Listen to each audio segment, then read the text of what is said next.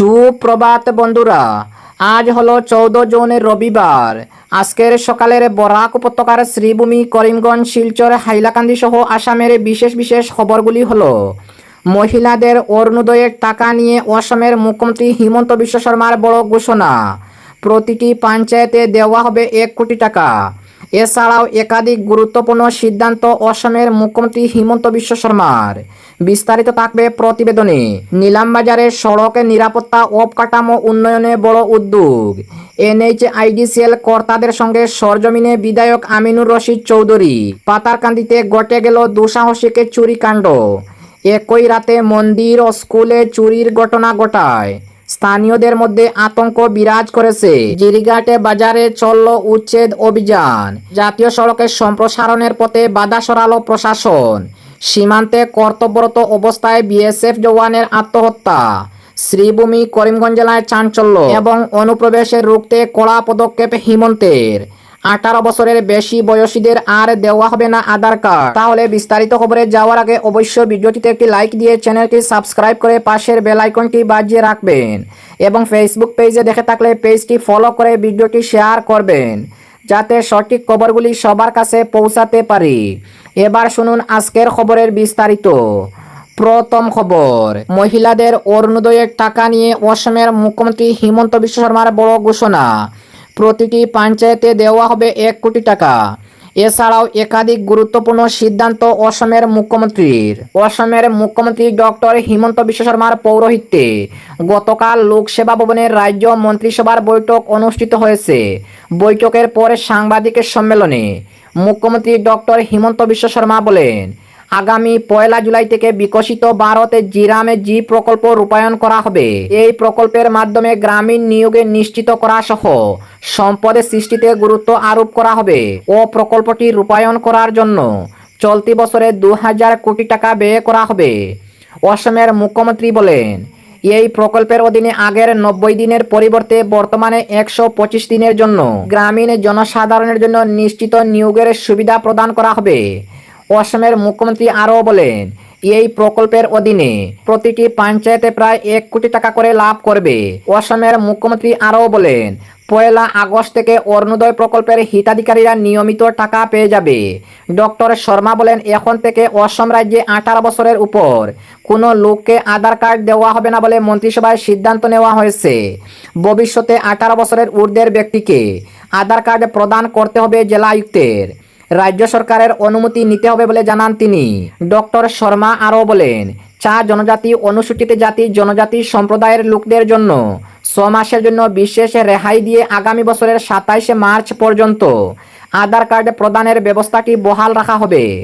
মুখ্যমন্ত্রী বলেন, মন্ত্রিসভায় লোকপ্রিয় গোপীনাথ বরদলৈ আন্তর্জাতিক বিমানবন্দরের আশেপাশে স্যাটেলাইট সিটি নির্মাণের উদ্দেশ্যে গৌহাটি স্যাটেলাইট সিটি উন্নয়ন কর্তৃপক্ষ গঠনের সিদ্ধান্ত গ্রহণ করেছে। গৌহাটি মহানগরের বর্তমান সীমার মধ্যে এই প্রকল্প আবদ্ধ থাকবে বলে তিনি সাংবাদিকদের বলেন। অসমের মুখ্যমন্ত্রী আরও বলেন, মন্ত্রিসভা ভারতীয় প্রশাসনিক সেবার আধিকারিক ডেপুটেশনের ক্ষেত্রে বেশ কিছু সিদ্ধান্ত গ্রহণ করেছে ও সেই অনুযায়ী নির্দিষ্ট সময় সম্পূর্ণ হওয়ার আগে ডেপুটেশনের জন্য আবেদন করলে আগে মুখ্যমন্ত্রীর একক অনুমোদনের পরিবর্তে এখন থেকে বেশ কিছু শর্ত সাপেক্ষে মন্ত্রিসভা ওই আবেদনসমূহ মঞ্জুর করতে পারবে।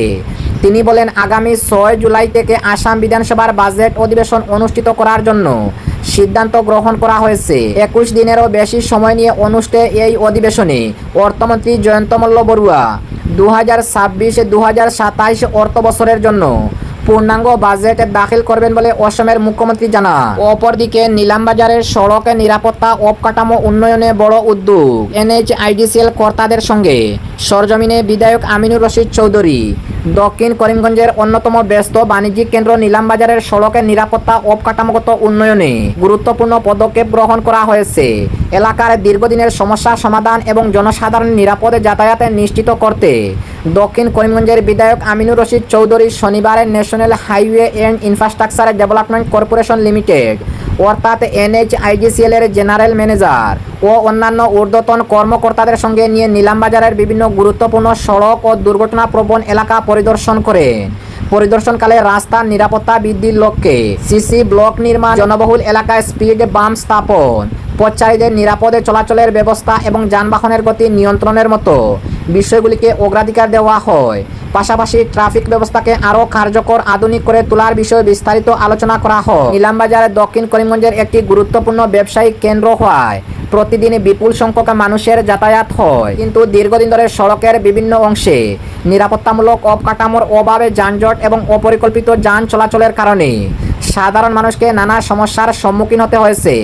বিশেষ করে বাজার এলাকা, শিক্ষা প্রতিষ্ঠানের সংলগ্ন সড়ক এবং ব্যস্ত মোড়গুলিতে দুর্ঘটনার আশঙ্কা ক্রমশ বৃদ্ধি পাচ্ছিল। সরেজমিন পরিদর্শনের সময় কোন কোন স্থানে সিসি ব্লক ও স্পিড বাম্প স্থাপন করা প্রয়োজন এবং কোথায় অতিরিক্ত নিরাপত্তা ব্যবস্থা গ্রহণ জরুরি তা নিশ্চিত করা হয়। সংশ্লিষ্ট কর্মকর্তারা বিভিন্ন স্থানের কারিগরি সম্ভাব্যতাও পর্যালোচনা করেন এবং দ্রুত বাস্তবায়নযোগ্য প্রকল্পগুলির বিষয়ে ইতিবাচক মতামত দেন। পরিদর্শন শেষে বিধায়ক আমিনুর রশিদ চৌধুরী বলেন, নিলামবাজার শুধু দক্ষিণ করিমগঞ্জের নয়, বরং সমগ্র বরাক উপত্যকার একটি গুরুত্বপূর্ণ বাণিজ্যিক কেন্দ্র।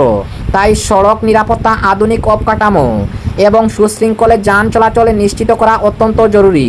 তিনি জানান, এলাকাবাসীর দীর্ঘদিনের দাবি বিবেচনা নিয়ে NHIDCL ও সংশ্লিষ্ট বিভাগগুলির সঙ্গে সমন্বয় করে দ্রুত উন্নয়নমূলক কাজ বাস্তবায়নের উদ্যোগ নেওয়া হবে। বিধায়ক NHIDCL কর্তাদের এই যৌথ পরিদর্শনে এলাকাবাসীর মধ্যে নতুন আশার সঞ্চার হয়েছে। স্থানীয়দের বিশ্বাস, পরিকল্পিত প্রকল্পগুলি বাস্তবায়িত হলে দুর্ঘটনার ঝুঁকি কমবে, যান চলাচল আরও সুশৃঙ্খল হবে এবং নিলামবাজার একটি নিরাপদ ও আধুনিক জনবান্ধব কেন্দ্র হিসাবে গড়ে উঠবে। অপরদিকে পাতারকান্দিতে ঘটে গেল দুঃসাহসিক চুরিকাণ্ড।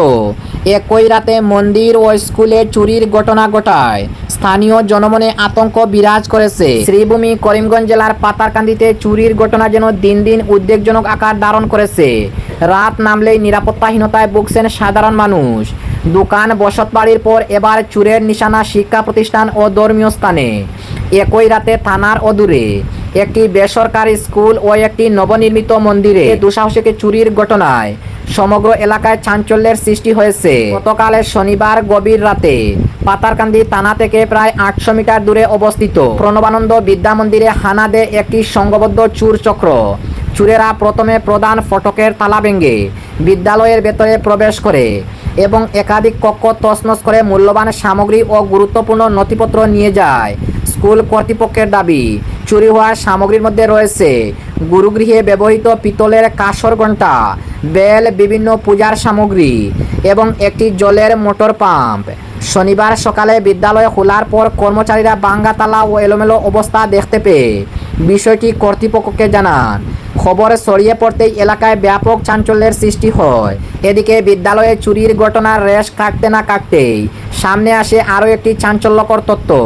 একই রাতে পাতারকান্দির রেল স্টেশনের সংলগ্ন নবনির্মিত শনি মন্দিরে চুরি সংঘটিত হয়েছে। জানা গেছে, মন্দিরের স্টোর রুমের তালা ভেঙে ভেতরে প্রবেশ করে দুষ্কৃতীরা।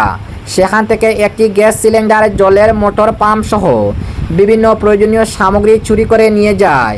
শুধু তাই নয়, মন্দিরের চূড়ায় স্থাপিত পিতলের কলসও খুলে নিয়ে যেতে সক্ষম হয়েছে চোরেরা। স্থানীয়দের মতে এটি শুধু চুরি নয়, ধর্মীয় অনুভূতির ওপরও আঘাত।